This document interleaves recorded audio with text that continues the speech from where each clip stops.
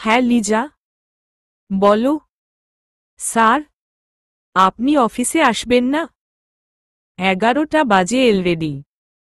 না, আজ আসব না। তোমার টাকাটা ম্যানেজার থেকে বলে নিয়ে নাও। আমি বলে দিচ্ছি। না স্যার, টাকার জন্য কল করিনি স্যার। আচ্ছা, বুঝতে পারছি। টাকার জন্য কল করনি। বাট টাকাটা তো আর্জেন্ট লাগছে, তাই না? তাই নিয়ে নাও। আর শোনো, আজকে অফিসে আসব না। একটু মিটিংগুলো ক্যান্সেল করো। স্যার? ইয়েস লিজা, বলো। স্যার, জাস্ট 10 মিনিটের জন্য আসতে পারবেন না? Anything urgent? স্যার, আপনি যে সিকিউরিটি ইনচার্জ নিয়োগ করবেন বলেছিলেন তার ক্যান্ডিডেটদের ভাইভা আজকে। ও শিট। তোমরা একটু ম্যানেজ করে নাও প্লিজ।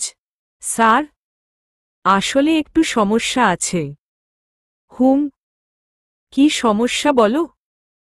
আসলে আমি জানতাম না যে দিহানু ওই পোস্টে অ্যাপ্লাই করেছে। প্রাইমারি ভাইভাতে ম্যানেজার স্যার ওকে সিলেক্টও করেছে। Wow, congratulations. এতে সমস্যা কি?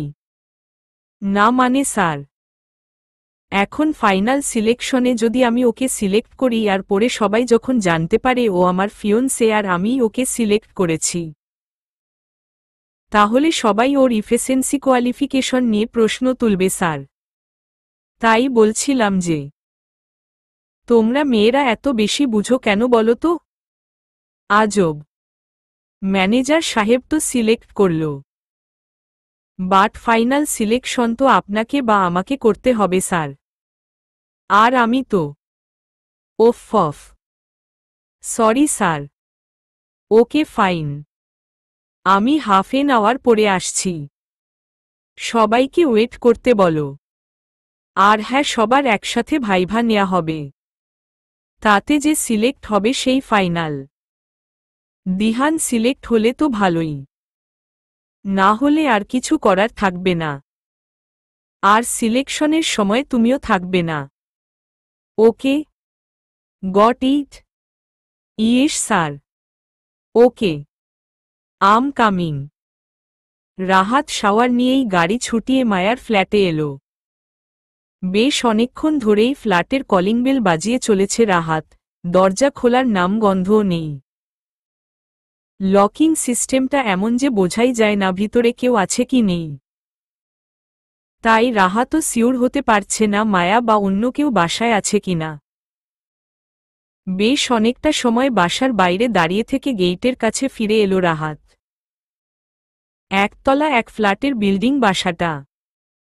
কাউকে যে জিজ্ঞেস করবে এমনও নেই আশেপাশে। ভাবতে ভাবতেই কেউ এসে সালাম ঠুকল। লোকটাকে দেখে মনে হচ্ছে সিকিউরিটি গার্ড। তুমি? স্যার, আমি এই সোসাইটির গার্ড। আপনাকে এই বন্ধ ফ্ল্যাটের সামনে দেখে কথা বলতে এলাম। কাউকে কি খুঁজছেন স্যার? ফ্ল্যাটটা বন্ধ কবে থেকে? আর মায়া কোথায়? ওর ফ্যামিলি? ফ্ল্যাটটা তো স্যার 2 বছর আগে থেকেই খালি পড়ে আছে। মানে? মায়া ম্যাডামের বিয়ে হয়ে যাওয়ার পরই ম্যাডামের মা আর মিহান স্যার উনাদের আগের বাসায় ফিরে গেছে। সবাই বলেছিল থেকে যেতে, উনারা রাজি হয়নি। ম্যাডাম তো চাকরির খাতিরে ফ্ল্যাটটা পেয়েছিল। বিয়ের পর তাই চাকরিটাও নেই, তাই উনারা আর থাকেনি। আর মিহান স্যারও নাকি একটা ভালো জব পেয়েছেন। উনাদের নিজের বাড়ি থেকে উনার যাতায়াত করতে সুবিধা হবে। শিট, এত কিছু হয়ে গেছে আমি জানিও না। Damn it. তুমি জানো মাদের আগের বাসাটা মানে নিজেদের বাসাটা কোথায়? না স্যার। আহ, শিট। স্যার, আপনি মায়া ম্যাডামের কে হন? আমি ওর কেয়ারলেস হাজবেন্ড। রাহাত রাগের চোটে রাস্তায় পড়ে থাকা ছোট্ট একটা পাথরে জোরে লাথি বসিয়ে কথাটা বলল। গার্ড বেচারা ফ্যালফ্যাল করে রাহাতের দিকে তাকিয়ে আছে। আর রাহাতও কোনো মতে গাড়িতে গিয়ে বসেছে। রাগ সামলাতে না পেরে আবার স্টিয়ারিংয়ে জোরে একটা ঘুষি বসালো রাহাত। কাজের চাপের কারণে হোক বা অনীহার কারণে বিয়ের দুদিন পরে একদিনের জন্যই শুধু রাহাত মায়ার সাথে ওর মায়ের বাসায় বেড়াতে গেছে। তাও সেটা এই বন্ধ ফ্ল্যাটটায়। মায়ার মা আর ভাই যে এখান থেকে শিফট করেছে এটা সে জানেই না। এরকম মায়ার জীবনের আর কত ঘটনা সে জানে না। রাহাত ভাবছে মায়াকে ফিরে পাওয়ার যে ছোট্ট একটা আশা ছিল সেটাও শেষ। ওর আগের বাসাটা কোথায় ছিল তার শুধু গলিটা চিনে রাহাত। এই ব্যস্ত শহরের ব্যস্ত গলির হাজারো মানুষের ভিড়ে কি করে খুঁজে পাবে তার মায়াবতীকে? কিছু একটা মনে পড়তেই রাহাত অফিসে ফিরল। রাহাত না জানলেও মায়ার পুরনো বাসার ঠিকানা আরেকজন জানে অফিসের। তার কাছ থেকে নাকে ক্ষত দিয়ে হলেও ঠিকানাটা ভিক্ষে চাইবে রাহাত। যে কোনোভাবে মায়াবতীর খোঁজ রাহাতের চাই। স্পিড বাড়িয়ে গাড়ি ছুটিয়ে অফিসে এলো রাহাত। সিলেকশনের কথাটা ভুলেই গিয়েছিল সে। রুমে ঢুকে পিয়নকে ডেকে পাঠানোর 2 মিনিট পর ক্যান্ডিডেটরা রুমে ঢুকল।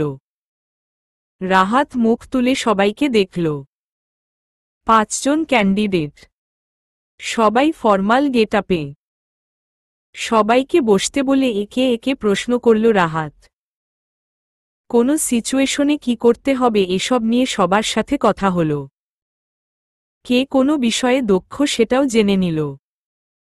5 জনের মধ্যে একজনকে পোস্টটার জন্য দারুণ পছন্দ হলো রাহাতের।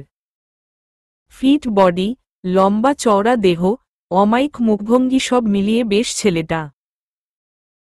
তার চেয়ে বড় কথা সে ক্যারাটে চ্যাম্পিয়নের বেল্ট উইনার। সিকিউরিটির ইনচার্জের দায়িত্বটা সে ভালোই পালন করতে পারবে বলে ধারণা রাহাতের। বাকি 4 জনকে বিদায় জানিয়ে ছেলেটার সাথে হ্যান্ডশেক করল রাহাত। Congratulations bro.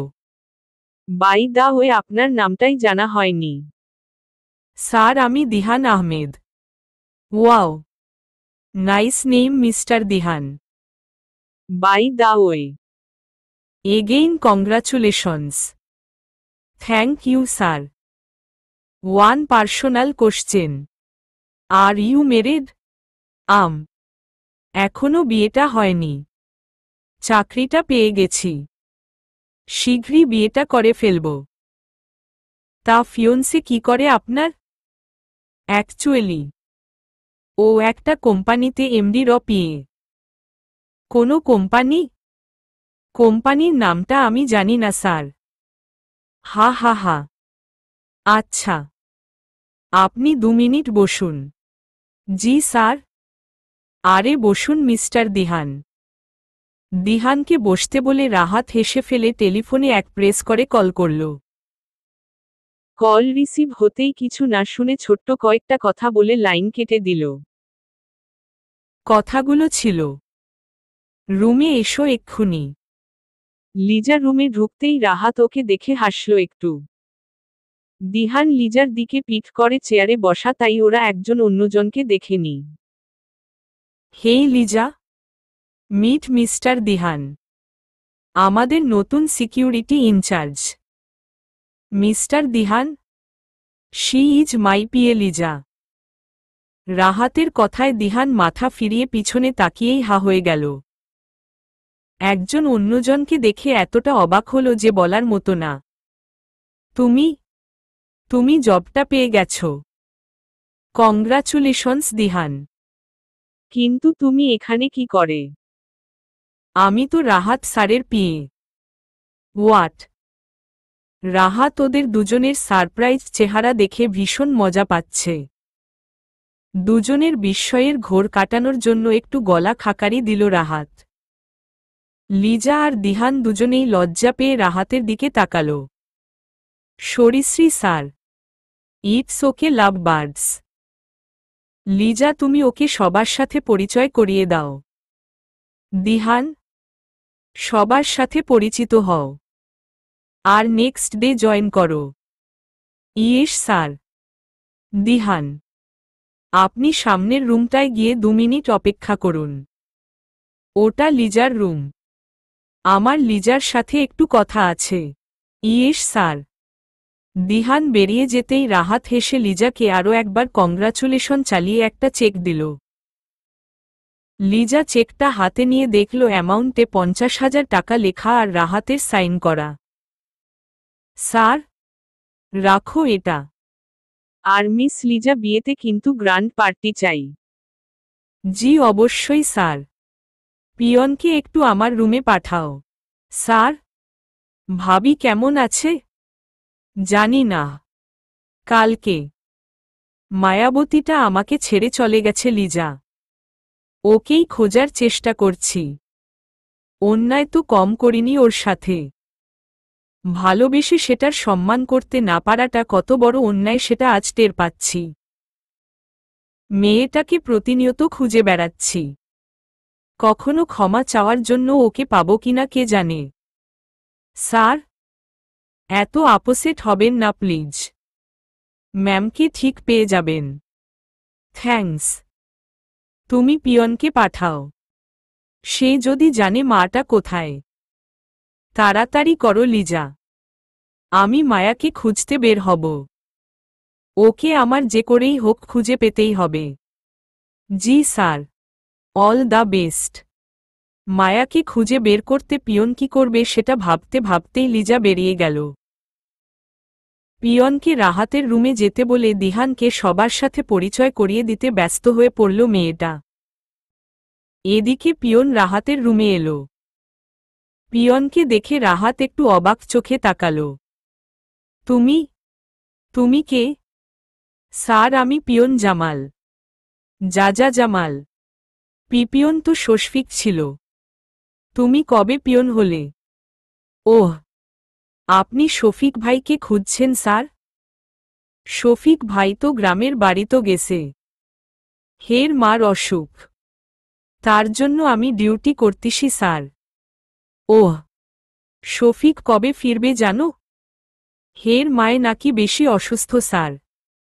কবে ফিরবে জানি না। হের কাছে তো ফোন নাই, তাই যোগাযোগ করার উপায়ও নাই। ওকে, তুমি যাও। পিয়ন চলে যেতেই রাহাত দু হাতে মাথা চেপে ধরে বসে রইল। এবার কি করবে সে? মায়ারা পুরনো বাসা থেকে অফিসের দেয়া ফ্ল্যাটে শিফট করার সময় পিয়ন শফিক সব কাজে হেল্প করেছে। তাই রাহাত ভেবেছিল মায়ার পুরনো বাসা কোথায় সেটা শফিকের কাছ থেকে জেনে নেওয়া যাবে। লোকটা তো নেই আর উপরে তার সাথে যোগাযোগ করারও কোনো ব্যবস্থা নেই। মায়াকে খুঁজে বের করার ছোট্ট সম্ভাবনাটাও যেন চিরতরে শেষ হয়ে গেল রাহাতের। রাহাত চেয়ারে গা এলিয়ে দিয়ে একমনে মায়ার কথা ভাবছে। মেয়েটা ঠিকই বলেছিল। কেউ হারিয়ে যেতে চাইলে তাকে খুঁজে বের করা একেবারেই অসম্ভব। অবশ্য মায়া তো নিজের ইচ্ছেও হারিয়ে যায়নি। মায়াকে চলে যেতে বাধ্য করা হয়েছে। আর সেই বাধ্যটা করেছে রাহাত নিজে। দিনের পর দিন মেয়েটা রাহাতের কাছে অবহেলা ছাড়া আর কি পেয়েছে? শুধু অত্যাচার করেছে মেয়েটাকে সে। অত্যাচারই তো। শুধু কি হাতে মারলে সেটাকে অত্যাচার বলে? এভাবে দিনের পর দিন অবহেলা করলে সেটাও অত্যাচার, মানসিক অত্যাচার।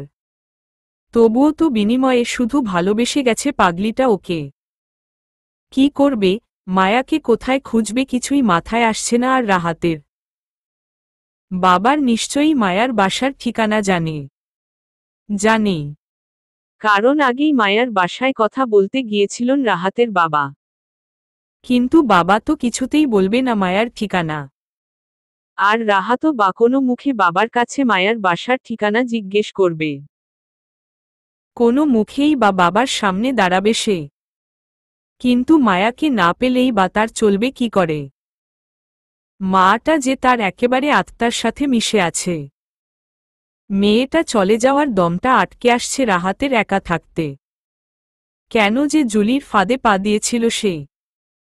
ভাবতেই রাগে গা জ্বলে যাচ্ছে রাহাতের। শয়তান মেয়েটা সামনে থাকলে খুন করে ফেলত ওকে রাহাত আর কিছু ভাবতে না পেরে টেবিলে মাথা রাখল। চোখের কোণা দিয়ে ফোঁটায় ফোঁটায় পানি ঝরছে রাহাতের।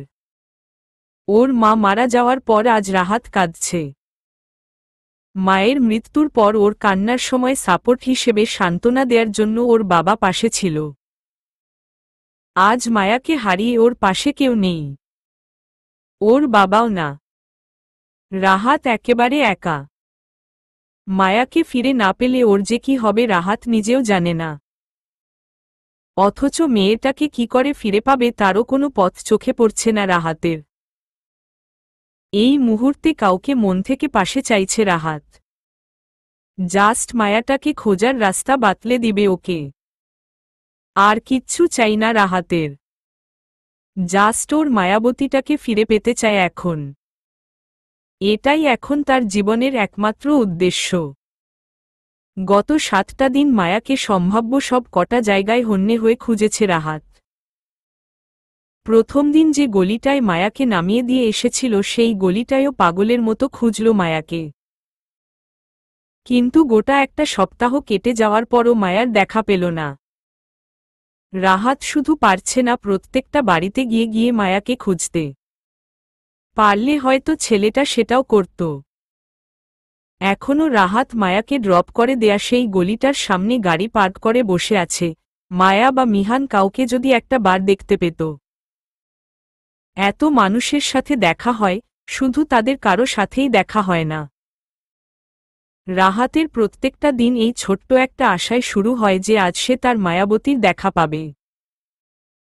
তার কাছে ক্ষমা চেয়ে তাকে বাড়িতে ফিরিয়ে আনবে। মায়াবতীটা না ফিরলেও অন্তত প্রতিদিন কাছ বা দূর থেকে একবার হলেও পাগলিটাকে দেখতে পাবে। দিন শেষে ব্যর্থ নয় ঘরে ফিরে রাহাত টের পায় তার আশাটা আর পূরণ হয় না। মায়াবতীকে পেতে আর কতদিন বাকি এই ভেবে নির্ঘুম রাতগুলো কাটে রাহাতের। এসব ভাবতে ভাবতেই রাহাতের মোবাইলটা সশব্দে বেজে উঠল। হাতে নিতেই লিজার নামটা দেখে রিসিভ করল রাহাত। হ্যাঁ লিজা। বলো। স্যার, আর্জেন্ট একটা কাজ পড়ে গেছে। একটু অফিসে আসবেন প্লিজ। তোমরা নিজেরা কিছু ম্যানেজ করতে পারো না কেন বলো তো? আজব। জানো আমি আমার মায়াবতীটাকে কোথাও খুঁজে পাচ্ছি না। তার মধ্যে এটা ওটা আর্জেন্ট বলে খোঁজায় বাগড়া দিবে তোমরা? কি পেয়েছ কি এক একজন? হ্যাঁ। শ্রী স্যার। স্যার আসলেই আর্জেন্ট। একটু তাড়াতাড়ি আসুন প্লিজ। এসে যদি দেখি কিচ্ছু আর্জেন্ট না তবে তোমার চাকরি শেষদিহানের শেষবার শেষ চাকরি আজকে। অফিসে তালা মেরে দিব সবাইকে দূর করে দিয়ে। অসহ্য। Sorry sir. রাহাত গাড়ি ছুটিয়ে অফিসে এসে নিজের রুমে গিয়েই লিজা আর দিহানকে পেল।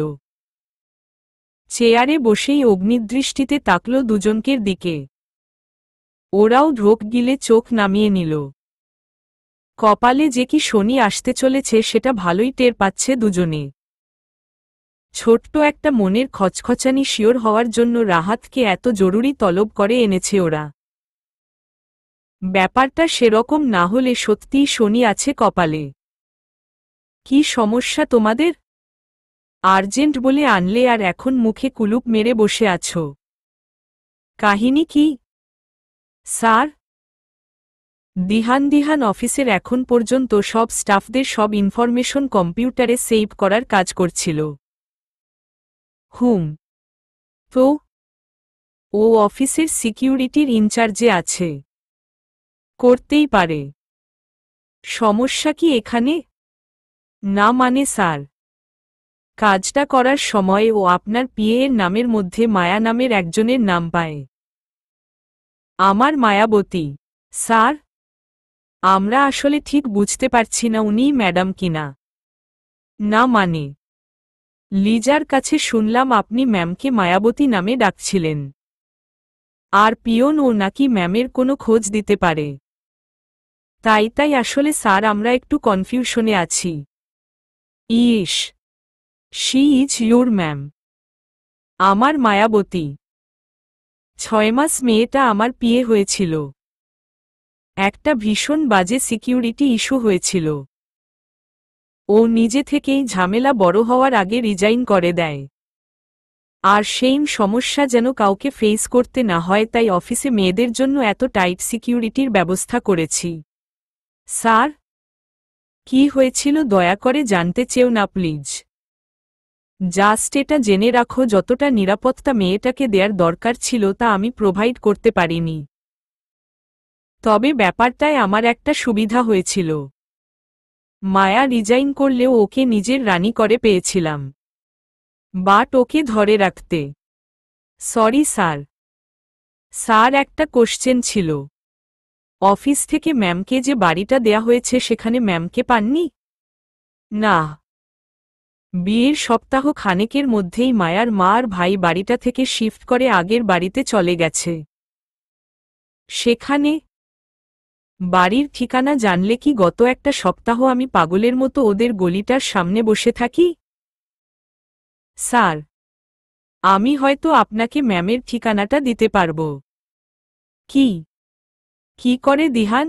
স্যার, ম্যাম তো একটা ফর্মাল ওয়েতে এখানে জব করেছিলেন, তাই ম্যামের সিভিতে ম্যামের পার্মানেন্ট আর প্রেজেন্ট অ্যাড্রেসটা থাকবে। Are you sure Dihan? Please আমাকে মায়ার অ্যাড্রেসটা জোগাড় করো দাও প্লিজ। আমি আমার মায়াবতীকে যে করেই হোক ফিরিয়ে আনতে চাই। দিহান অফিসের কম্পিউটার সিস্টেম থেকে মায়ার প্রোফাইল খুলে মায়ার ঠিকানাটা রাহাতকে জানালো। রাহাতও এরিয়াটার মিল খুঁজে পেল। কোনো মতে উঠে এসে দিহানকে জড়িয়ে ধরে একটু আবেগী হয়ে গেল বেচারা। মায়াকে খোঁজার এত সহজ উপায় ওর নিজের এত কাছে ছিল সেটা রাহাত কল্পনাও করতে পারেনি। Thanks both of you. তোমাদের এই উপকার আমি জীবনেও ভুলব না। অফিস থেকে গাড়ি ছুটিয়ে রাহাত আবার গলিটার সামনে এলো। আস্তে আস্তে গাড়ি নিয়ে মায়ার বাসার দিকে এগিয়ে যাচ্ছে রাহাত। বুকের ভেতরটা ধুকপুক করছে। বাসাটা খুঁজে পেয়ে দরজার সামনে এসে কলিং বেল চাপল রাহাত। আর দুরু দুরু বুকে পরিচিত মুখটার দরজার ওপাশে থাকার প্রার্থনা করতে লাগল। একটু পরেই শব্দ করে দরজাটা খুলে গেল। একজন মাঝবয়সী মহিলা দরজা খুলে দিল। জুবুথুবু করে শাড়ি পরনে। মানুষটাকে দেখে রাহাত কি রিয়াকশন দিবে বুঝতে পারছে না। মুখটা পরিচিত না হলেও একেবারে অপরিচিতও লাগছে না। কোথায় যেন দেখেছে উনাকে রাহাত। মনেই করতে পারছে না। মনে পড়তে গিয়েও মনে পড়ছে না রাহাতের। যে বলেন, কারে খুঁজতিসেন? বয়স্ক মহিলাটাকে দরজায় দেখে রাহাত দ্রুত ভাবার চেষ্টা করছে। কোথায় দেখেছে সে এই মহিলাকে? কিছুতেই মনে পড়ছে না। স্মৃতিরা কোনোভাবেই হেল্প করছে না রাহাতের। যে সাহেব, কারে খুঁজেন? এটা মাদের বাসা না? মায়া? কোন মায়া? এই নামে এই বাসাত কেউ নাই। আপনি ভুল বাসা তাইছেন সাহেব। কথাটা শেষ করেই দরজাটা ধুম করে বন্ধ করে দিল মহিলা। রাহাতও হতাশ হয়ে গাড়িতে ফিরে এলো। মাদের বাসা এটা না? তবে গেল কোথায় মায়া? আর কোথায় খুঁজবে সে তার মায়াকে? আরেকবার গাড়িটা পুরো গলিটায় ঘুরিয়ে ফিরিয়ে মায়াকে খোঁজার চেষ্টা করল রাহাত। ফলস্বরূপ আরেকটা বিফল দিন কাটল ওর। মায়াকে খুঁজে তো পেলি না। যে ছোট্ট একটা আশা ছিল সেটাও হারিয়ে গেল। রাতে রাহাত শুয়ে শুয়ে মায়ার সাথে কাটানো প্রত্যেকটা ঘটনা ভাবছে। তার মন বলছে মাটা তার আশেপাশে কোথাও আছে। হয়তো ওই মাঝবয়সী মহিলা মিথ্যে বলেছে ওকে। যদিও মহিলাটার ওকে মিথ্যে বলার কোনো কারণ রাহাতের মাথায় আসছে না, তবুও মন বলছে ওই মহিলা মিথ্যে বলছে। আসলে ওটাই মাদের বাসা। ভাবতে ভাবতেই রাহাতের চোখ ক্লান্তিতে বুজে এলো। সারাদিনের এত দৌড় ঝাঁপের পর শরীরে আর এক বিন্দুও শক্তি অবশিষ্ট নেই। এভাবে না খেয়ে কয়দিনই বা আর কার শক্তিতে কুলোয়? মায়া, মায়া। আরে কি মুশকিল! এভাবে চেঁচাচ্ছেন কেন জনাব? কাছে এসো বলছি। জি না। মা রহিমা খালাকে দিয়ে খাবার রান্না করে পাঠিয়েছে আজকে আপনার জন্য। আমার ওদিকে মেলা কাজ পড়ে আছে। আরে এটা কিন্তু ঠিক না মায়াবতী। সকাল সকাল এভাবে কথা শুনবে না? আমি মানব না এসব। এসো বলছি। কি? মায়া বিরক্ত হয়ে খাটের কাছে আসতেই রাহাত মায়াকে টেনে বিছানার শুয়ে দিয়ে হাত দুটো চেপে ধরল। রাহাত চোখ মেলে মায়াকে অনেকক্ষণ দেখল। তারপর মায়ার ঘাড়ে মুখ গুজল। মুখ ডুবিয়ে মায়ার ঘ্রাণ নিতে ব্যস্ত হয়ে পড়ল। সরো। কি করছ? বাহ, এখন সরব কেন? ঘুম ছুটতে আজকে তোমাকে পেলাম না কেন? এখন শাস্তি ভোগ কর। সারাদিন আমি এভাবে তোমার বুকে ডুব দিয়ে থাকব। কোথাও যাব না। হুহ। আরে কি করছো? পাগল হলে? হুম হুম, পাগলই হয়েছি। না জাগিয়ে দিয়ে চলে গেলে কেন? জানো না ঘুম ভাঙতেই তোমাকে বুকে চাই আমার। চোখ খুলে প্রথম আমার মায়াবতীর মুখটা দেখতে চাই। হুহ। মায়াবতীর মুখ দেখতে চাই না? আজ আমি মরে গেলে কালই বিয়ে করে নতুন বউ আনতে ছুটবে। জানি জানি। কি বললা তুমি? ঠিকই তো। বউ মরলে স্বামীর কি যায় আসে বলো? না মরে ধরো কোমায় চলে গেলেও আরেকটা সুন্দরী বউ নিয়ে চলে আসবে। ছেলেদের কিছু থাক না থাক বউ থাকা চাইই চাই। ঘর খালি রাখা চলবে না। মায়া? কি মায়া? আমি এখন ধুম করে মরে গেলে তুমিও আমাকে কবরে পাঠানোর আগে নতুন বউ ঘরে আনার ব্যবস্থা করবে জানি না ভেবেছ? সবাই একই তোমরা। মায়া আর কিছু বলার আগেই রাহাতের ঠোঁট দুটো মায়ার নিচের ঠোঁটটা আঁকড়ে ধরল কামড়ে। মায়া রাহাতের এমন আচমকা স্পর্শে কেঁপে উঠে চোখ বুজে নিল। রাহাতও গভীরভাবে মায়ার ঠোঁট আঁকড়ে ভালোবাসার পরশ বুলিয়ে দিতে লাগল। বেশ অনেকক্ষণ পর রাহাত মায়াকে থেকে সরে এসে বিছানায় গা এলিয়ে দিল। মায়া লাজুক হেসে চোখ খুলতেই রাহাতের সাথে চোখাচোখি হল। বিছানা থেকে উঠে পালানোর আগেই রাহাত আবার মায়াকে টেনে বুকে ঝাপটে ধরল। কি করছো? উল্টাপাল্টা কথা বলে কেন আমাকে ঘাবড়ে দাও বলো তো মায়াবতী? তোমার কিছু হলে আমি নেচে নেচে বিয়ে করতে যাব এটা সত্যিই তোমার মনে হয়? সবাই তো করে। হু। সবাই করে বলে তোমার বরটাকেও করতে হবে? আমার তো তুমি আছো, সারা জীবন আছো। তোমারও কিছু হচ্ছে না আর আমিও বিয়ে করছি না। বোঝা গেল? তবুও কখনো মোড়ে টরে গেলে আবার শুরু করলে? ধ্যাত। আরে রাহাত আর কিছু না বলে রাগ করে উঠে ওয়াশরুমে ঢুকে গেল। ফ্রেশ হয়ে ডাইনিং রুমে এসে দেখল একজন মধ্যবয়স্ক মহিলা ঘোমটা মাথায় জবুথবু হয়ে মায়ার পাশে বসা। কে কি জানতে না চেয়ে রাহাত গাল ফুলিয়ে খাওয়ায় মন দিল। দেশি অনেক পদের রান্না রাহাতের প্লেটে। সব কিছুই চেটেপুটে খেল রাহাত। খাওয়ার মাঝে একটাও কথা বলল না। মাও রাহাতের দিকে তাকিয়ে মিটিমিটি হেসে প্লেটে এটা ওটা উঠিয়ে দিচ্ছে। খাবার শেষ হতে হাত ধুয়ে বয়স্ক মহিলার দিকে তাকালো রাহাত। খালা, মাকে বলবেন উনার হাতের রান্না অসম্ভব ভালো খেতে। নয়তো এখানে তো তিতো করলা গিলছি প্রতি সেকেন্ডে। কি যে কন সাহেব। রাহাতের কথায় রহিমার খালা খিল খিল করে হেসে ফেললেন। এর মধ্যে একবার মহিলার মুখটা দেখেছে রাহাত। পরিচিত মুখটা। আর তার হাসির সাথে মাও হাসিতে যোগ দিয়েছে। সেই সাথে গলা ছেড়ে হাসছে রাহাতের বাবাও। সবার হাসি দেখে রাহাত নিজেও ফেলল। হাসতে হাসতেই ঘুমটা ছুটে গেল রাহাতের। হাসির কারণটা 2 সেকেন্ডের মধ্যে ভুলে গেলেও একটা চেহারা চোখের সামনে এখনো স্পষ্ট হয়ে ফুটে আছে রাহাতের। আর সেটা হলো রহিমা খালার। খাট থেকে প্রায় লাফ দিয়ে উঠে বসেছে রাহাত। এই মহিলাই দরজা খুলেছে। ইচ্ছে করেই মিথ্যে বলেছেন উনি। আসলে ওটাই ওর মায়াবতীর বাসা। রাহাত কি করবে ভেবে পাচ্ছে না। মায়াবতীটাকে খুঁজে পেয়েছে সে। অনেক বাধা পেরিয়ে সে তার মায়াবতীকে পেয়েছে। আর কিছুক্ষণের অপেক্ষা মাত্র। কথাটা ভাবতে ভাবতেই ঘড়ির দিকে চোখ গেল রাহাতের। ঘড়িতে 2টো বাজে। রাত 2টো। বেশ গভীর রাত।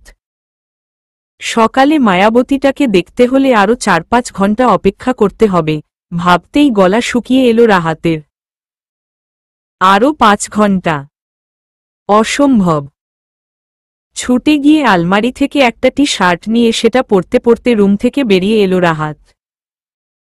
আর একটা সেকেন্ডও অপেক্ষা করা তার পক্ষে অসম্ভব। মায়াবতীকে যে তার এখনই চাই। পর্দাটা বাতাসে কেঁপে উঠে এক চিলতে ভোরের আলো চোখে এসে পড়ায় ঘুমটা ছুটে গেল মায়ার। পাশ ফিরতে গিয়ে এক তিলও নড়তে পারল না বেচারি। পিছন থেকে ওর কোমর পেঁচিয়ে একেবারে বুকের সাথে মায়ার পিঠ ঠেকিয়ে জড়িয়ে রেখেছে 2টো হাত। হাত দুটোয় আলতো করে স্পর্শ করে মায়া একবার কেঁপে উঠল। হাত দুটো ওর পরিচিত, তার স্পর্শটাও পরিচিত, আর এই শরীরের উষ্ণতাটাও ভীষণ ভীষণ পরিচিত। মায়ার নড়াচড়ায় হাতের বাঁধনটা একটু আলগা হতেই মানুষটার মুখের দিকে তাকালো মায়া। ভারী পর্দা ঢাকা রুমের মৃদু আলোতে মানুষটার মুখটা ভালো করে দেখতে পাচ্ছিল না মায়া। বাতাসের চোটে একটু কেঁপে কেঁপে পর্দাটা সরে যেতেই রাহাতের চেহারাটা পুরোপুরি দেখতে পেল মায়া। কয়েকদিন রাহাতকে দূর থেকেই দেখেছে মায়া।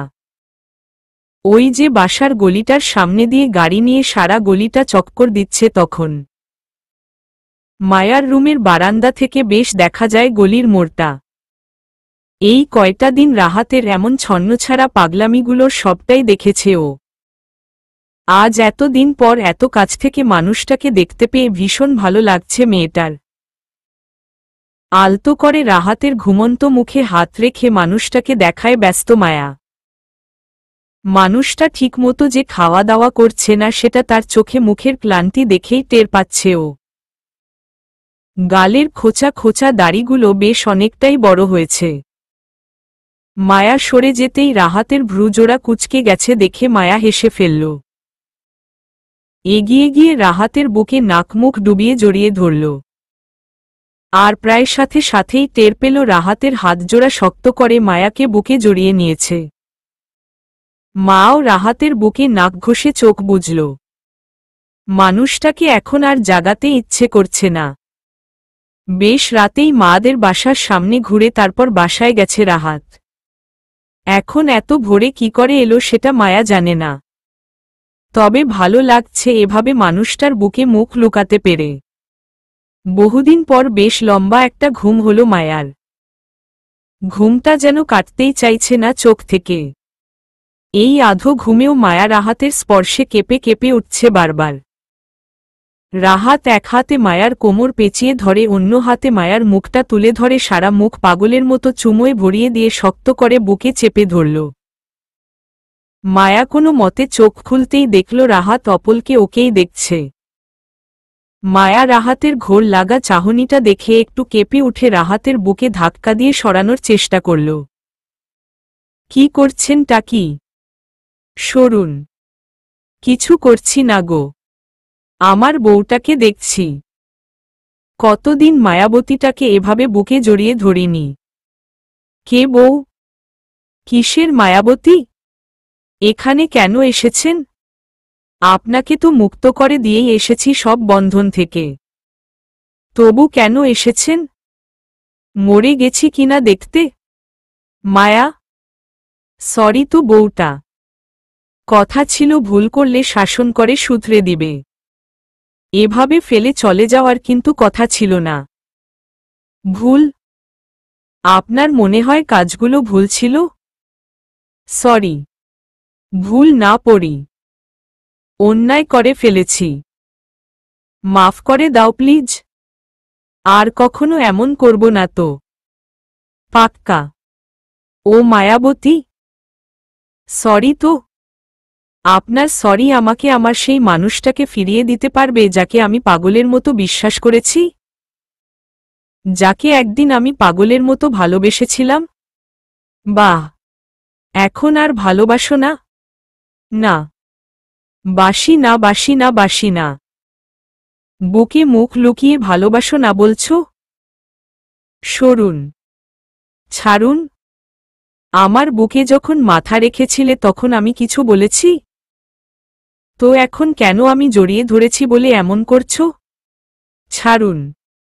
উহু, কথা ছিল তুমি রাগ করলে আমার উষ্ণ স্পর্শে তোমার রাগ ভাঙাবো, অভিমান করলে তোমার নিচের ঠোঁটটা কামড়ে ধরে।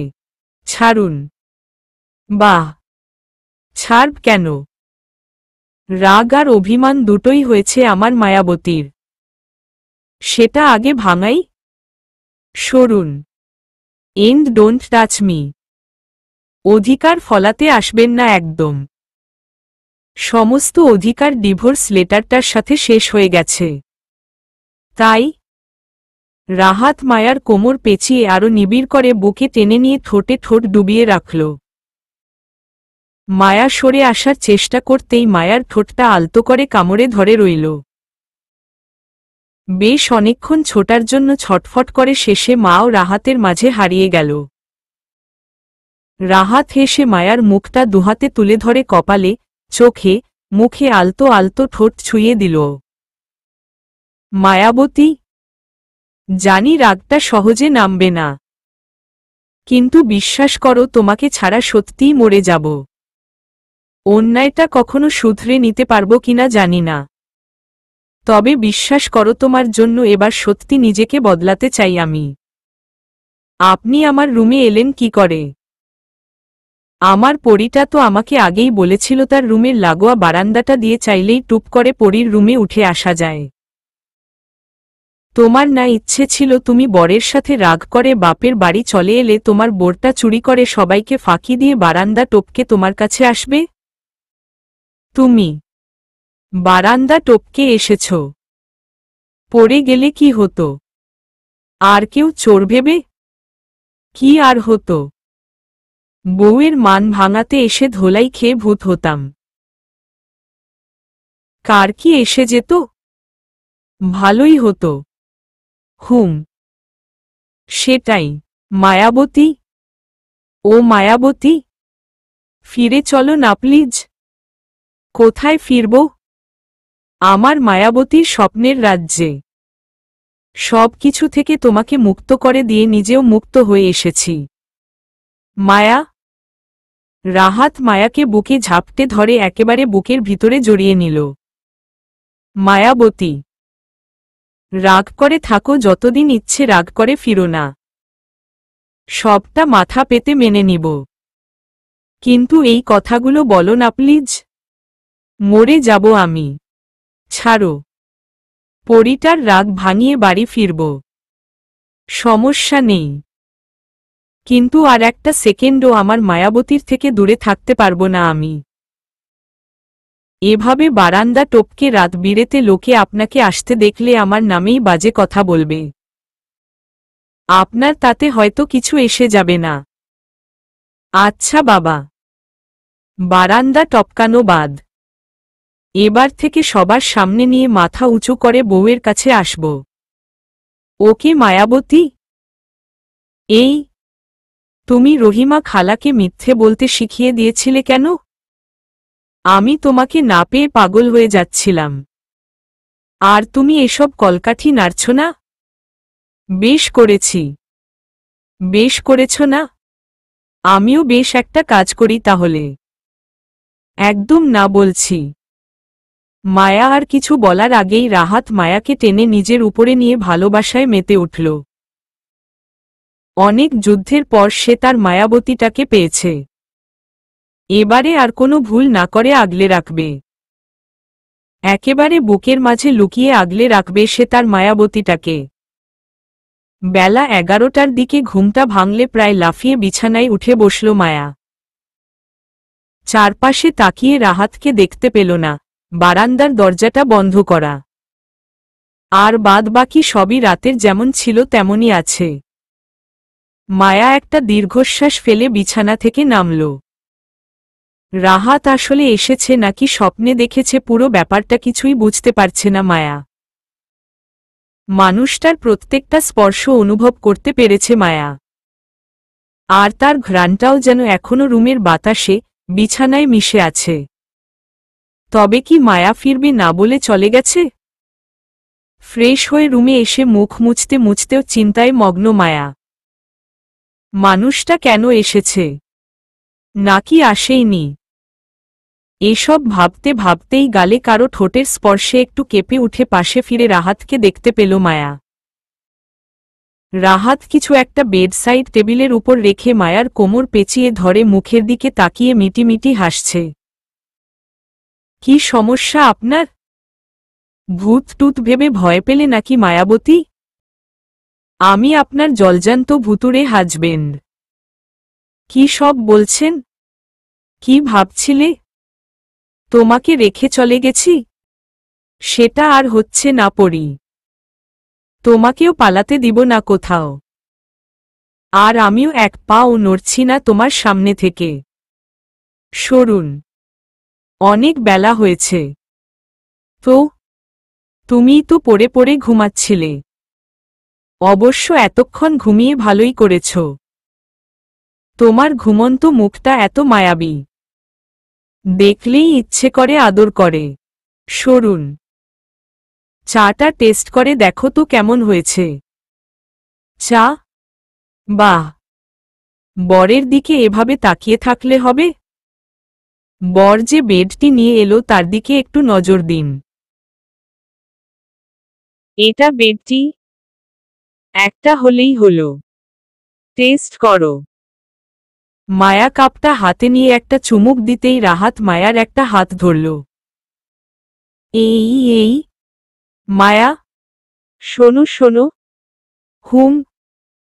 মায়া মুখটা তুলতেই রাহাত মায়ার ঠোঁটে ঠোঁট ডুবিয়ে চাটুকু নিজেই গিলে ফেলে মায়ার দিকে তাকিয়ে হাসছে মিটিমিটি। এসব কি? মর্নিং টি উইথ মর্নিং কিসি। অসহ্য লোক একটা। আরে চাটা খেয়ে দেখো, সেই মজা হয়েছে। খাবই না। ধুর, খেতে হবে না। আরেক সিপ মুখে নাও, বাকিটা আমি নিজেই করে নিতে পারব। মায়ার রাগী চাহনি দেখে রাহাত লুটোপুটি খেয়ে হাসার অবস্থা। এই লোকটার কাহিনী দেখে মায়া যথেষ্ট বিরক্ত হচ্ছে। হুট করে এভাবে এসে এভাবে ওকে জব্দ করার মানে কি? কি পেয়েছে কি উনি? মায়া, কি? আরে, ক্ষুধা লেগেছে তো বাবা, চলো না। হুমেসো। চায়ের কাপে আরেকবার চুমুক দিয়ে মুখ তুলতেই দুজনের চোখাচোখি হয়ে গেল। রাহাত ঠোঁটের কোণে দুষ্ট হাসি ফুটিয়ে মায়ার চা খাওয়া দেখছে। আর মায়া পারছে না গরম চাটা একেবারে গিলে ফেলতে। রাহাতের চাহনিগুলো বেচারিকে বারে বারে বিষম খাইয়ে দিচ্ছে। ছোট্ট ডাইনিং টেবিলে এসে মায়া আরও হা হয়ে গেল। মা আর রহিমা খালা বেশ অনেক রকমের নাস্তা বানিয়ে টেবিল ভরিয়ে ফেলেছে। মায়া এসব খেয়াল করতেই মায়ের দিকে নজর পড়ল। মা, এসে গেছিস মায়া? মা, জামাই রাতে এসেছে, ডাকবি না একবার? মা, আরে ছেলেটাকে খেতে দে, কেমন চোখ মুখ শুকিয়ে গেছে। বসো বাবা। জি মা। আপনারাও বসুন। খালা আপনিও বসুন। না না সাহেব, আপনারা নাস্তা করেন, আমি করছি। এই মায়া, এসো না। বসো। খেতে খেতে বেশ অনেকক্ষণ সবার সাথে কথা হলো রাহাতের। বুঝতে পারল মায়া রাগ করে বাসা থেকে চলে এসেছে, এটা বাসায় বলেনি। আর পরের সপ্তাহে মিহানের বিয়ে, তাই বাসায় কেউ কিছু সন্দেহও করেনি। মিহানের বিয়ের খবরটা শুনে রাহাত ভীষণ খুশি হল। মায়ার রাগ কমানোর জন্য কিছু একটা করতে হবে। সেটা ভেবে একটু একটু মনে জোর পাচ্ছে রাহাত। খাওয়া দাওয়া শেষ করে রাহাত রুমে গিয়ে বিছানায় গা এলিয়ে শুয়ে পড়ল। গত একটা সপ্তাহ শান্তিতে এক দণ্ড ঘুম হয়নি। ক্লান্ত শরীর থেকে থেকে ঘুমের কোলে গা এলিয়ে দিয়েছে ঠিকই, তখনও সেই ক্লান্তির মধ্যেও মায়ার কথা মাথায় ঘুরপাক খাচ্ছিল বারবার। এতদিন পর মায়াকে বুকে পেয়েও ঘুম হয়নি। এক সপ্তাহ না দেখার তেষ্টা সারাটা রাত অপলকে দেখেই কাটিয়ে দিয়েছে রাহাত। এখন দু চোখ জুড়ে ঘুম নামছে রাহাতের। এই মুহূর্তে মায়াকে বুকে জড়িয়ে ধরতে পারলে বেশ আরামের একটা ঘুম হতো। কথাটা চিন্তা করেই গলা ফাটিয়ে মায়াকে ডাকতে শুরু করল রাহাত। রাহাতের ডাক শুনেই বিরক্ত হয়ে অন্য কাজে মন দেওয়ার চেষ্টা করল মায়া। কিন্তু এই লোকের গলা মাশাল্লাহ, একেবারে পাড়া শুদ্ধ, মাথায় তুলে ফেলল চেঁচিয়ে। মায়া মুখ তুলতেই দেখল মা আর রহিমা খালা মুখ টিপে হাসছে। দেখেই রাহাতের উপরে মেজাজটা আরো বেশি খারাপ হল মায়ার। এটা কোনো কথা? এভাবে পাগলের মতো চেঁচাচ্ছে কেন লোকটা? মায়া, দেখ গিয়ে জামাইয়ের কিছু লাগবে কিনা। মাত্রদিকে অনেক কাজ পড়ে আছে। পাজি মেয়ে, আমাকে কাজ দেখাস না। এদিকটা আমরা দুজনে সামলে নিব। তুই এখন রুমে যা। না পারলে তোকে ডেকে নিব ক্ষণ। যা এখন। মায়া রাগে লাল হয়ে রুমে আসতেই দেখল রাহাত শুয়ে শুয়ে চোখ বন্ধ করে এখনো চেঁচিয়ে গলা ফাটাচ্ছে। মায়া একটু জোরে দরজাটা বন্ধ করে খাটের সামনে এসে কটমট করে রাহাতের দিকে তাকাল। এই লোকের আজকে খবর আছে। এসব ভাবছে তার মাঝেই রাহাত মায়ার একটা হাত টেনে একেবারে বিছানায় ফেলে আষ্টেপৃষ্ঠে মায়াকে বুকে জড়িয়ে নিল। মায়া পুরো থতমত খেয়ে গেল রাহাতের এমন কাজে। কি শুরু করেছেন? ঘুমাবো। ঘুম পাচ্ছে তো ঘুমান না। এত চেঁচাচ্ছেন কেন? তুমি তো আসছিলে না। তোমাকে ছাড়া ঘুম আসবে না। উফ, বিরক্তিকর একটা লোক। এখন কোনো দুষ্টুমি না, বুঝছো? আমি ঘুমাই, তুমি চুলে বিলি কেটে দাও। কাজ নেই আমার আর। অত কাজ থাকতে হবে না। ঘুমের ডিস্টার্ব করলে মজা টের পাবে। So just let me sleep. Okay যান। মায়ার চুপ থাকা দেখে রাহাত হেসে মায়াকে বিছানায় শুয়ে দিয়ে মায়ার বুকে মাথা রেখে চোখ বুজল। একটু পর টের পেল মাও আলতো হাতে ওর চুলে হাত বুলাচ্ছে। রাহাতের ঠোঁটের কোণের হাসিটা আরো চওড়া হল। এভাবে একটু একটু করে সে তার মায়াবতীর মনের কোণে জমা সবটুকু অভিমানের বরফ গলিয়ে ভালোবাসায় ভরিয়ে দিবে একদিন। পরের 4টা দিন শ্বশুরবাড়িতে বেশ ভালোই কেটেছে রাহাতের। সারাদিন এটা ওটা নিয়ে মায়ার পিছনে খুনসুটিতে লেগে আছে রাহাত। আর রাতে মায়াকে জ্বালাতন করছে। মায়া না পারে রাহাতকে বাধা দিতে, না পারে নিজের মনের খচখচানি ভুলতে। রাহাতও সেটা বেশ বুঝতে পারে। তাই নিজের সবটুকু দিয়ে চেষ্টা করছে তার মায়াবতীর মনের সবটুকু ভয় ভুলিয়ে নতুন করে নিজের জায়গাটা দখল করতে। মায়ার কোমর পেঁচিয়ে ধরে গত 4টা দিনের কথা ভাবছে রাহাত। মেয়েটা ওর বুকে চুপ করে শুয়ে আছে। এখন আর একটুও ছোটার জন্য ছটফট করছে না। শান্ত হয়ে বুকে মুখ ডুবিয়ে নিজের মতো করে কি যেন ভাবছে। রাহাত ঠোঁটের কোণে বাঁকা হাসি ঝুলিয়ে মায়াকে দেখছে। কি মনে হতেই মায়াকে আরো নিবিড় করে বুকে চেপে ধরল রাহাত। মায়া রাহাতের মুখের দিকে ভ্রু কুঁচকে তাকিয়ে বোঝার চেষ্টা করছে এই লোকের মনে নতুন কি দুষ্টুমি খেলা করছে। মায়াবতী, কি বিয়েটা হলো 2 বছর পেরিয়ে গেছে না? এখনো তো তুমি নিজে থেকে আমার কাছে ধরা দিল না। কাহিনী কি? কিসের কাহিনী? আর শুনুন, বিয়ের যেমন 2 বছর পার হয়ে গেছে তেমনি আপনার সাথে সেই বিয়েটা শেষ হওয়ারও 10টা দিন পেরিয়ে গেছে। কি সব বলছো? তোমার আমার বিয়ের বাঁধনটা কি এতই ঠুনকো মায়াবতী যে বললেই সম্পর্ক শেষ হয়ে যাবে? নাকি আমরা কাঁচা বয়সী প্রেমিক প্রেমিকা?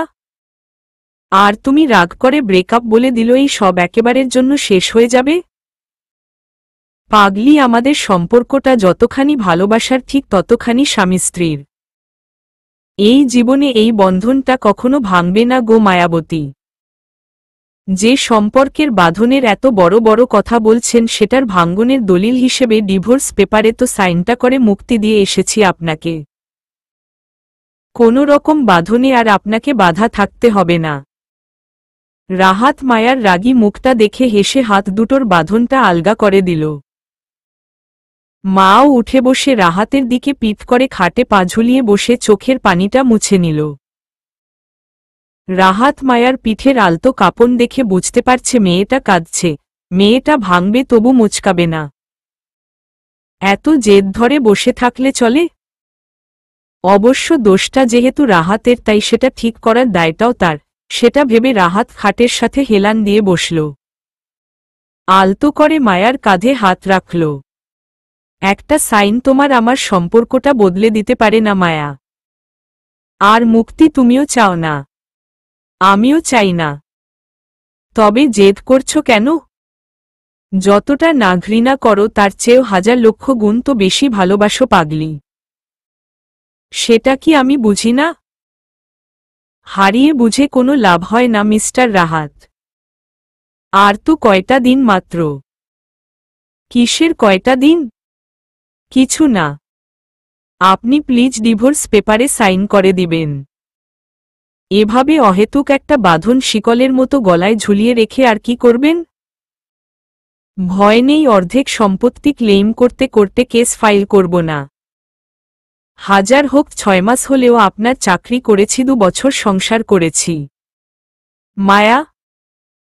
রাহাত এবারে আর নিজেকে সামলাতে পারল না, মায়াকে পিছন থেকে ঝাপটে ধরে পাগলের মতো কেঁদে ফেলল।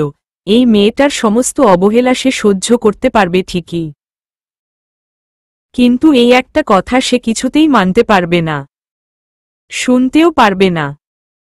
কেন বলছো এসব? সরি তো বউ, জানি আমার দোষেই তোমাকে এতটা পাথর হতে হয়েছে, কিন্তু একবার বিশ্বাস করো প্লিজ। আর কখনো। বিশ্বাস? এই শব্দটা আমার জীবন থেকে চিরদিনের জন্য হারিয়ে গেছে রাহাত। তুমি হাজার চেষ্টা করলেও বিশ্বাস আর তোমাকে কখনো করতে পারবো বলে মনে হয় না। আর এক বুক অবিশ্বাস নিয়ে আর যাই হোক সংসার করা যায় না।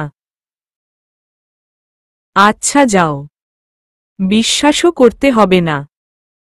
জাস্ট একটা সুযোগ দাও আমাকে প্লিজ। একটা বার আমাকে শোধরানোর সুযোগটা দাও প্লিজ। ঠিক আছে দিলাম। এখন সরুন, ছাড়ুন। কাল বাদে পরশু ভাইয়ার গায়ে হলুদ। বহু কাজ আছে সকালে। মায়ার থেকে সরে এসে চোখ মুছে বিছানায় গা এলিয়ে শুয়ে পড়ল রাহাত। মাও রাহাতের পাশে গুটিসুটি হয়ে শুয়ে পড়ল। এত কাছে থেকেও রাহাতের মায়াকে বুকে টেনে নিতে ইচ্ছে করলেও কোনো এক অদৃশ্য অপরাধবোধ তাকে কাজটা করতে দিচ্ছে না। মায়া বেশ কিছুক্ষণ এপাশ ওপাশ করে উঠে চলে গেল। মায়ার বিছানা ছেড়ে চলে যাওয়া টের পেয়ে রাহাতও উঠে বসল। মেয়েটা এখন এত রাতে কোথায় গেল? ভাবতেই চোখ পড়ল খোলা বারান্দার দরজার বাইরে। খাটে বসে থেকেও মায়ার আবছা অবয়বটা দেখতে পাচ্ছে রাহাত। হালকা ফুরফুরে বাতাসে মায়ার শাড়ির আঁচল উড়ছে, চুল উড়ছে। ব্যাপারটা একেবারে জাদুর মতো টানছে রাহাতকে মায়ার দিকে। ধীরে ধীরে বারান্দার দিকে এগিয়ে গিয়ে মায়াকে পিছন থেকেই শক্ত করে জড়িয়ে ধরল রাহাত। তারপর আলতো করে মায়ার চুলে মুখ ডুবাল। মায়া একটু কেঁপে উঠলেও কিছু বলল না। বাইরের অন্ধকার পৃথিবী দেখায় মন দিল। মায়া। একটা গান শুনবে? শোনাও। রাহাত আলতো করে মায়ার চুলে চুমো খেয়ে হালকা গলায় গান ধরল। চলো না দুজন আজ নীলিমা ছুঁয়ে ভালোবাসি। বৃষ্টি ধারার মতো জোছনা নিয়ে নীরবে কাছে আসি। বল না তুমি সেই না বলা কথা গানে গানে। ওই নীল আকাশ, ওই দক্ষিণা বাতাস আমাকে কাছে টানে। অভিমানী ভালোবাসা চায় যে হারাতে, ওই দূর অজানাতে। তুমি আমি ভেসে যাব মেঘলা বাতাসে। এই হাত রেখে হাতে। চাঁদ কি জানে তুমি চাঁদেরই মতো। মন জানে না মন ছুঁয়েছ কত। বললে তুমি আর কবিতা হলো। যায় হারিয়ে তুমি যে পথে চল। এসো না হৃদয়ে তুমি, অচেনা শ্রাবণে আমি। অভিমানী ভালোবাসা চায় যে হারাতে, ওই দূর অজানাতে। তুমি আমি ভেসে যাব মেঘলা বাতাসে। এই হাত রেখে হাতে। মেঘলা চোখে আমি তাকিয়ে রব। স্বপ্ন হয়ে আজ তোমাকে ছোব। বৃষ্টিগুলো আজ তোমারই ছবি। পথ ভুলেছি আর ভুলেছি সবই। এসো না হৃদয়ে তুমি, অচেনা শ্রাবণে আমি। অভিমানী ভালোবাসা চায় যে হারাতে, ওই দূর অজানাতে। তুমি আমি ভেসে যাব মেঘলা বাতাসে। এই হাত রেখে হাতে। মায়াকে শক্ত করে জড়িয়ে ধরে গানের প্রত্যেকটা শব্দ গাইছে রাহাত। মায়ারও চোখের পানিরা বাঁধ ভাঙছে। গানটা শেষ হওয়ার পরও দুজনে সেভাবে ঠায় দাঁড়িয়ে রইল। কোনো কথা হলো না দুজনের। শুধু চুপচাপ একে অন্যকে অনুভব করতে লাগল। সকালে মোবাইলটা সশব্দে বেজে উঠে রাহাতের ঘুমটা ভেঙে দিল। তড়িঘড়ি করে মোবাইলটা সাইলেন্ট করে মায়ার দিকে তাকালো রাহাত। মেয়েটা গুটিসুটি মেরে একেবারে রাহাতের বুকের ভিতরে সেধিয়ে ঘুমাচ্ছে। রাহাত হেসে মায়ার কপালে ঠোঁট ছুঁয়ে দিল। অনেক রাত পর্যন্ত জেগেছিল ওরা। বারান্দায় দাঁড়িয়ে বাইরের নিশুতি রাতের নিস্তব্ধতার সাথে একে অপরকে অনুভব করেছে নীরবে। শেষ রাতের দিকে রাহাত যখন মায়াকে পাজাকোলা করে তুলে এনে বিছানায় শুইয়ে দিয়ে বুকে টেনে নিয়েছে তখনও একদম চুপ ছিল মায়া। মায়ার এই নীরবতা বড্ড বেশি জ্বালাচ্ছে রাহাতকে। মেয়েটা আবার কি প্ল্যানিং করছে কে জানে। এবার আর মায়াবতীটাকে কিছুতেই হারাতে দিবে না রাহাত। প্রয়োজনে সব ছেড়ে ছুড়ে মায়ার সামনেই বসে থাকবে সারাক্ষণ। ভাবতেই হাসি পেল রাহাতের। এসব ভাবছে এর মধ্যে রাহাত খেয়াল করল আবার কল আসছে। দিহান এতবার কেন কল করছে বুঝতে পারছে না রাহাত। মায়াকে আস্তে করে বালিশে শুইয়ে দিয়ে বারান্দায় এসে দাঁড়ালো রাহাত। কলটা রিসিভ করে কানে লাগালো মোবাইল। হ্যাঁ দিহান, বলো। স্যার, আপনি কোথায় এখন? শ্বশুর বাড়িতে। ম্যামের রাগ কমেছে স্যার? কমেনি, তবে আমি চেষ্টা করছি। স্যার, একটা কথা ছিল। বলো। স্যার, আজকে সন্ধ্যা 6টায় এনআরপি ইন্ডাস্ট্রির সাথে আপনার প্রজেক্টটা নিয়ে একটা মিটিং ছিল। হোয়াট? আজকে? জি স্যার। অ্যাকচুয়ালি উনারা কনফার্মেশনের জন্য মেইল করেছিল। আমি সেটা দেখে লিজাকে জিজ্ঞেস করাই ও বলল। শিট। জি। কি হয়েছে স্যার? Any problem? মিটিংটা অনেক আর্জেন্ট ছিল। মাসখানেক আগেই ডেট ফিক্স করা হয়েছিল। শিট। স্যার মিটিংয়ে এখনও অনেক দেরি। সবে 10টা বাজে। কোম্পানিটা এখানে ঢাকায় না দিহান, চট্টগ্রামে। স্যার, ফ্লাইটে চলে যাবেন। 4050 মিনিট লাগবে হয়তো বড় জোর। আমি টিকিট ম্যানেজ করছি।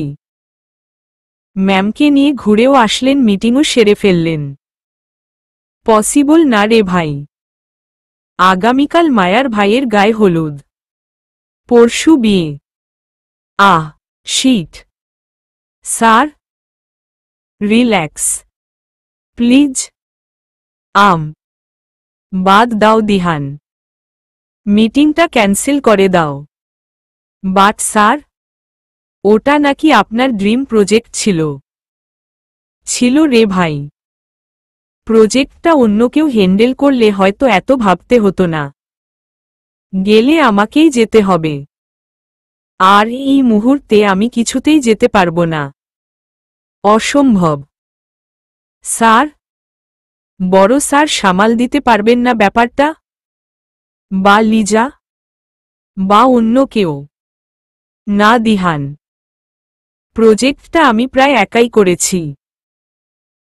অন্য কেউ উনাদের ক্লিয়ার করে প্রেজেন্ট করতেই পারবে না। বাদ দাও স্যার, বাদ দাও। মন খারাপ করো না দিহান। অন্য কোনো কোম্পানিতে ট্রাই করব পরে। রাহাত এতটা অন্যমনস্ক হয়ে কথা বলছিল বলে যে পিছনে আরেকজনের উপস্থিতি টেরই পায়নি। তাই পেছনে থেকে মোবাইলটা কেউ টেনে নিতেই রাহাত চমকে উঠে পিছনে তাকাল। মায়াকে দেখে অবাক হয়ে গেল। মায়া মোবাইলটা কানে লাগাল। মায়া, হ্যালো, আসসালামু আলাইকুম। দিহান সাহেব, আপনি টিকিট বুক করুন। উনি যাবেন। আসসালামু আলাইকুম ম্যাম। ওয়ালাইকুম আসসালাম। মায়া কল কেটে মোবাইলটা রাহাতের হাতে ধরিয়ে দিয়ে রুমে চলে গেল। রাহাতও মায়ার পিছন পিছন রুমে এসে মায়াকে টেনে ধরে খাটে বসিয়ে দিয়ে নিজে মায়ার সামনে ফ্লোরে বসে হাত ধরল মায়ার। পাগল হলে?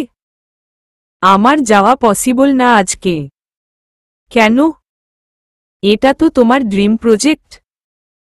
এতগুলো দিন তুমি এই প্রজেক্টে কাজ করার জন্য ওয়েট করেছ রাহাত, সব ছেড়ে ছুড়ে দিয়ে। মায়া, কেন বুঝতে পারছ না?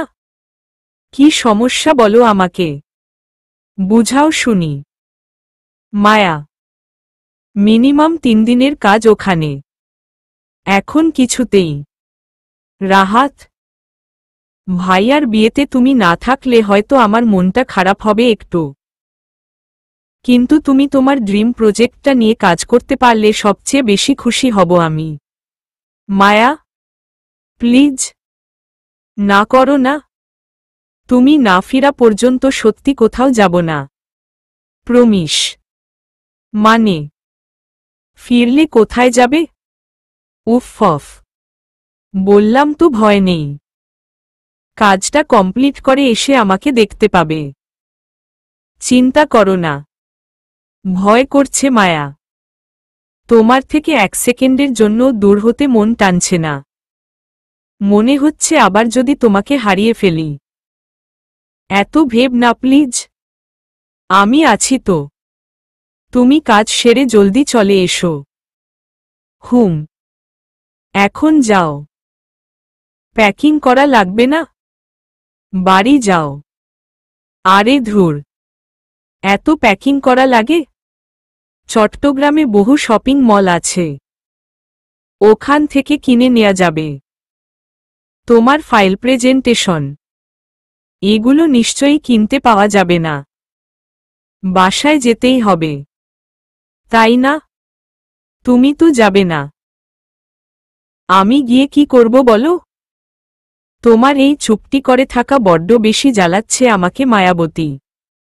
যত ইচ্ছে বকো, ঝগড়া করো, তবুও প্লিজ কথা বলো। ফিরে এসো তাড়াতাড়ি। আমি অপেক্ষা করব তোমার ফিরার। রাহাত, দিহান আর লিজা 3 জনের একটা টিম করে চট্টগ্রামে গেল। মিটিং প্রেজেন্টেশনের কাজ শেষ করে যত তাড়াতাড়ি সম্ভব ফিরে এলো রাহাত। এত তাড়াহুড়ো করেও রাহাতের কাজ শেষ হতে হতে আর ফিরতে ফিরতে বিয়ের দিন সন্ধ্যা হয়ে গেল। বিয়ের ভেন্যুতে এসেই থমকে দাঁড়িয়ে গেল রাহাত। চলবে।